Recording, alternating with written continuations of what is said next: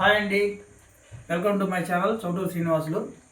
ఈరోజు మా పిల్లల కోసం సాయంకాలం చికెన్ పకోడా వేస్తున్నాను. పొడుదాకా పిల్లలు ఆడుకుని అలిసిపోయి వచ్చారు. వేడి వేడిగా మాకేముందని అడిగితే వాళ్ళ కోసం చికెన్ పకోడా వేస్తున్నానండి. ఎలా వేస్తున్నామో చూడండి.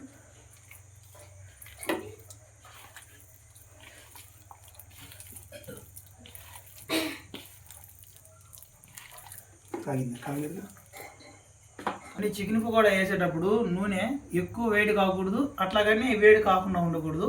సో మీడియం ఫ్లేమ్లో పెట్టుకొని ఆ నూనె వేడి చేసుకొని దాంట్లో వేసుకోవాలి. అలా వేసుకుంటే బాగా వస్తుంది, లేకుంటే ముక్కు పోయి కింద అతుక్కొని ఉంటుంది. అలా వేస్తున్నాను, ఒకసారి చూడండి.